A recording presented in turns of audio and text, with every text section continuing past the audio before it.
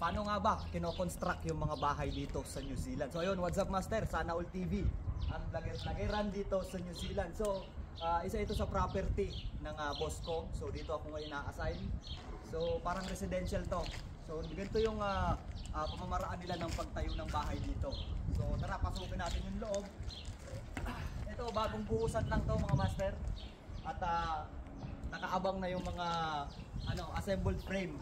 So itong mga assembled frame na to, itatayo na lang to dito sa mga sidings nito. At ganun lang kasimple. Kaya more on carpentry works, more on wood works ang mga bahay dito sa New Zealand. Pasukin natin yung bagong gawa. Although hindi pa siya tapos, pero medyo 50%. Tara, samahan niyo ako, pasukin natin. So kung makikita nyo, may mga assembled frame na dito mga master. So ganun sila gawa ng bahay dito. Talagang salpak-salpak na lang yung mga yan. Tara, pasukin natin itong isang bahay na to. So ayun, shoutout muna sa videographer ko kaya Abhishek. So thank you so much bro. So kung makikita nyo, nakakabit na yung mga salamin nito, yung glass in aluminum, nakasalpak na sila. So tara, pasukin natin ang bahay na to. So ito yung dahilan kung bakit maraming carpenters ang kinakailangan na magtrabaho or mga karpenterong Pilipino dito sa New Zealand, kasi nga more on woodworks. Ang mga bahay dito napakalayo sa mga typical na bahay sa atin sa Pilipinas, kasi sa atin puro yan asintada, hollow blocks.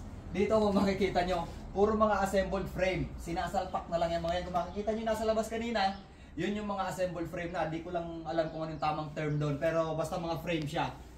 So, ito, kung makikita nyo, ito, dalawang palapag to na bahay na to. Tapos, ito yung hagdan, mga master. Kahoy din yan. May wooden din yan. Kaya, more on carpenters ang kailangan dito sa New Zealand. At makikita nyo, dito yan isasalpak. So, kung makikita nyo, ito yung position ng hagdan, paakyat doon. So, dahil nga hindi pa tapos, so yan, nakalatag muna yan dyan. Tara, pasukin natin to. Kung ano yung mga design ng bahay dito. So kung makikita nyo, di ba? Kung makikita nyo, mga framing lang siya. Tapos sasalpakan na lang ng gypsum board. Di ko lang alam kung sa labas, yung walling sa labas ang ginagamit is gypsum board or hardiflex. So baka hardiflex kasi pang umulan umaraw, yun ang gamit, yun ang kagandahan ng hardiflex. Pero yung gypsum board, pang pang indoor. So tara bro, samahan mo ako rito at papakita natin sa kanila. So ito yung parang living room ng bahay. So kung makikita nyo, di ba nakaka-amaze na ang mga bahay nila rito made in wood lang. Halos karamihan 70% wood. Pero itong side na to, itong flooring na to, buhos yan mga master. Para may pagkabitan yung framing. Tapos dito nila ngayon, nilalagyan nila ng bolts. Sa kanila yung sinasalpak tong framing na to. So kung makikita nyo talaga, ako na-amaze talaga ako na ganito yung mga pagkakatayo ng bahay dito. So ayan, makikita nyo, plywood lang din. Pero makikita mo, nakakarpet to pagkatapos. So magkakaroon din tayo ng video nito.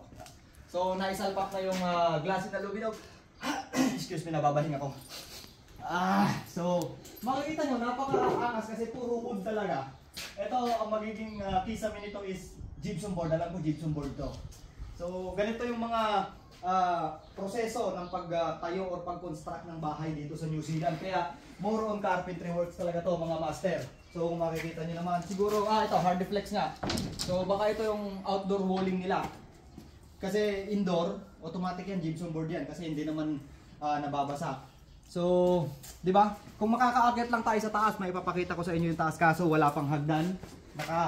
Nakalapat pa yung hagdan dito. Kaya di pa tayo makakaakyat, not unless mag-Spider-Man tayo. So, can you take some videos in this area bro?